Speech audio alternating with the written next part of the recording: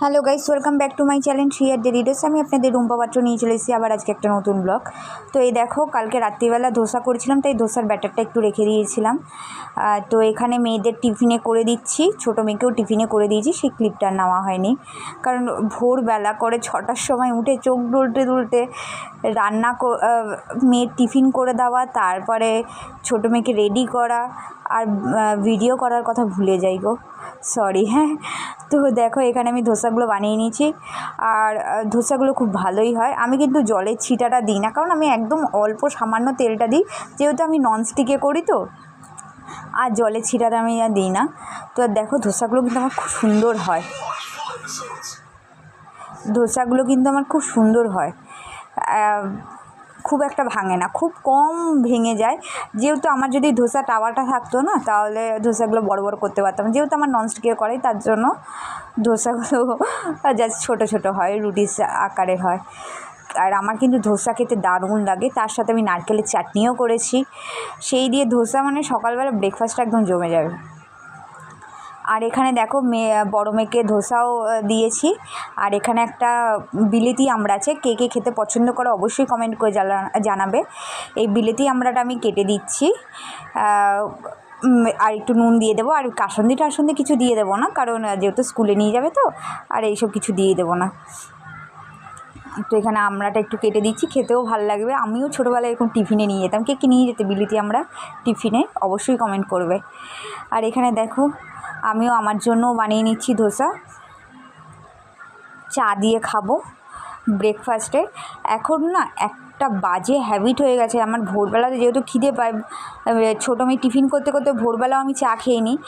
আবার দেখো এখন 10টা নাগাদ আবার চা খাই, মানে দুবার আমার চা খাওয়া হয়ে যাচ্ছে। খুব বাজে হ্যাবিটে দাঁড়িয়ে যাচ্ছে, আবার বন্ধ করতে হবে। তো এখানে পার্শে মাছগুলো সমস্তটা আমি বরফ ছাড়িয়ে দেখো প্লেটে কী সুন্দর করে সাজিয়ে নিয়েছি।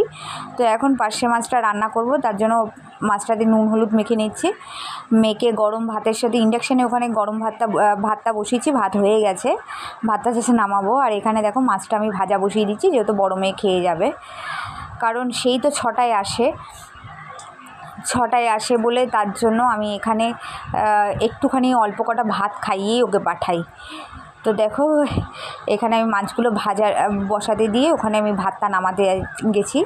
আর এখানে এই যে বড় মেয়েকে টিফিন দিয়েছি, বড় মেয়ে টিফিন গুছাচ্ছে। আর এখানে আমি ছোটো মেয়ের সাথে ব্যাংকে বেরিয়ে গেলাম কাজবাজ করে।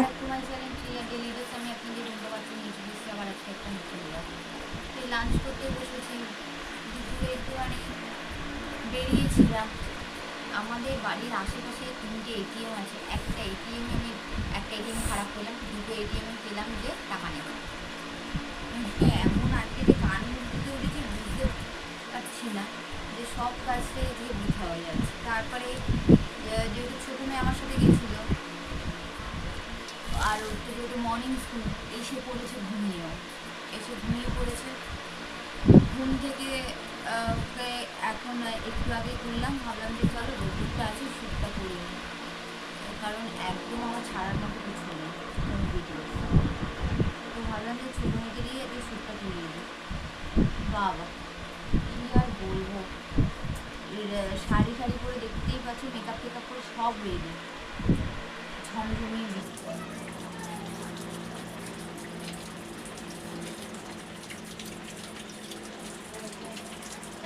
কান মুখ দেখে যেই কাজটাই করতে যাচ্ছি, সেটাই এরকম ব্ল্যান্ডার হয়ে যাচ্ছে,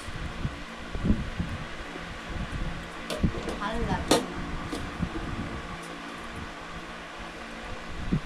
সিরিয়াসলি ভালো লাগছে না সত্যি। আজকে দেখো রান্না করেছি, অনেক কিছু রান্না করেছি।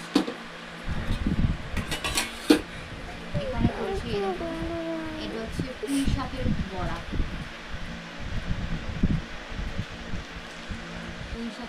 করেছি। আর এখানে কালকে আমার ছোটো মেয়ের মাছের তেল দেখে বললো, মামা পুঁই শাক দিয়ে মাছের তেল করছে, আমাকে একটু তেল ফোটকা করে দেবে, তাই ওর প্রিয়। এখানে তেল ফোটকা করেছি, বেগুন দিইনি, যেহেতু বেগুনটা খুব একটা ভালোবাসে না, তার জন্য বেগুন দিইনি, ওই জন্য দিয়ে বেশি করে দিলাম, আর আমি ঝালটাও কমই দিয়েছি, যেহেতু এটা আমার মেয়ে খুব ভালো খায়।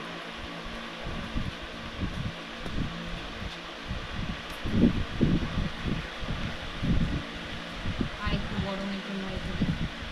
কী করবো, ভাবলাম যে কাজ শুরু করতে হবে না, খেতেই বসে যাই, বসতে বসে ভালো লাগছে না, মন মেজাজটা সত্যি খুব খারাপ, মানে একটু যেই কাজ শুরু করতে যাচ্ছি সেটাই দাঁড়িয়ে হয়ে যাচ্ছে। আর এখানে করেছি হচ্ছে দেখো পার্শে মাছের ঝোল, ব্যাস এই রান্না করেছি। আর কালকে তো আমের টকটা আছে, ওটা ব্যাস, আর টক হলে আমার আর কিছু দরকার নেই। কিন্তু কী বলবো যে মুখটা কেমন খারাপ হয়ে যায় না বলো, শাড়ি টাড়ি সমস্ত কিছু করে রেডি, না বৃষ্টি চলে এসেছে। ছোটো মেয়েকে দিয়ে শ্যুট করাতে পারতাম বৃষ্টির মধ্যে, যে যাক বৃষ্টিতেই ভিজে শ্যুট করে, কিন্তু ছোটো মেয়ে তো পারবে না। ওকে রেনকোট পরিয়ে তারপর মোবাইলটাই ও ভিজিয়ে দেবে। ও মানে ছাতাটা সমেত, ওকে রেনকোট পরিয়ে দিলাম, ছাতাটা দিয়ে যদি ওকে মোবাইলটা দিয়ে দিই, ও ছাতা ধরবে না মোবাইল ধরবে, ও পারবে না।